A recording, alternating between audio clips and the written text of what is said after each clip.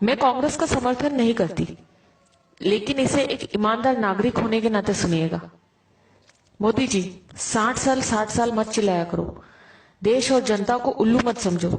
आप उस देश के प्रधानमंत्री हो जो देश 300 साल तक गुलाम रहा था, जिस देश को अंग्रेजों ने लूट खसोट कर इस देश की बागडोर को कांग्रेस को सौंपी थी। 1947 में देश में सुई तक नहीं बनती थी। सारा देश राजा रजवाड़ों के झगड़ों में बटा हुआ था। देश में मात्र 50 गांव में बिजली थी। पूरे राजस्थान मात्र में 20 राजाओं के पास फोन था। किसी गांव में नल नहीं थे।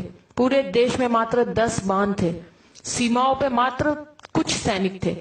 4 विमान थे, 20 टैंक थे। देश की सीमाएं चारों तरफ से खुली थी। खजाना खाली था। ऐसे बदहाल में हमारा हिंदुस्तान कांग्रेस को मिला था। इन 60 सालों में कांग्रेस ने हिंदुस्तान में विश्व की सबसे बड़ी ताकत यानी सबसे बड़ी सेना तैयार की।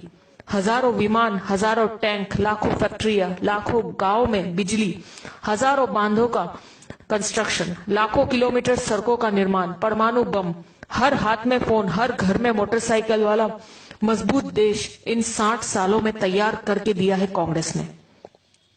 भारत ने पिछले 60 सालों में तरक्की भी बहुत की है। भूतपूर्व प्रधानमंत्रियों ने कई इतिहास रच दिए, जिसकी वजह से भारत आज एशिया की दूसरी सबसे बड़ी ताकत है।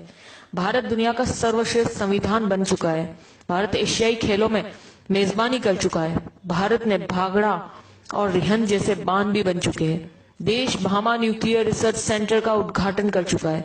देश में तारापुर परमाणु बिजली घर शुरू हो चुका है। देश में कई दर्जन एम्स, आईआईटी, आईआईएमएस और सैकड़ों विश्वविद्यालय खुल चुके हैं। नेहरू ने नवरत्न कंपनियां स्थापित कर दी गई है।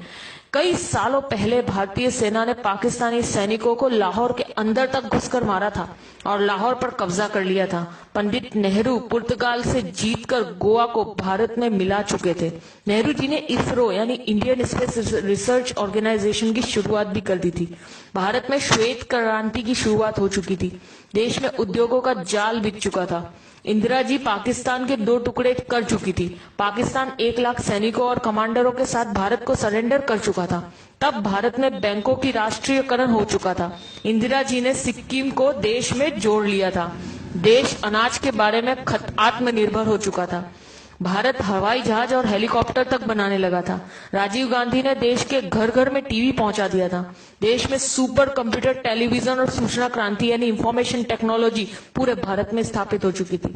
जब मोदी प्रधानमंत्री जी की शपथ ले रहे थे, तब तक भारत सर्वाधिक विदेश मुद्रा के कोष वाले प्रथम 10 राष्ट्रों में शामिल हो चुका था। इनके अलावा Chandrayaan, Mangal mission, GSLV, metro, monorail, अंतर्राष्ट्रीय हवाई अड्डे, न्यूक्लियर पनडुब्बी, ढेरों मिसाइल, पृथ्वी, अग्नि, नाग, दर्जनों परमाणु संयंत्र, चेतक हेलीकॉप्टर, मिग, तेजस ड्रोन, अर्जुन टैंक, धनुष तोप, मिसाइल युक्त विमान, आईएनएस विक्रांत, विमान वाहक, ये सब उपलब्धियां देश ने मोदी के प्रधानमंत्री बनने से पहले हासिल कर ली थी। हर जागरूक नागरिक की तरह इस मैसेज को ज्यादा से ज्यादा ग्रुपों तक पहुंचाइए, ताकि मोदी जी और उनके जुमले गलत साबित हो सके। जी बार बार उनका पूछना कि 60 सालों में क्या हुआ, तो उन्हें पता चल सके और अंधभक्तों की आंखों से पट्टी उतर सके। जय हिंद।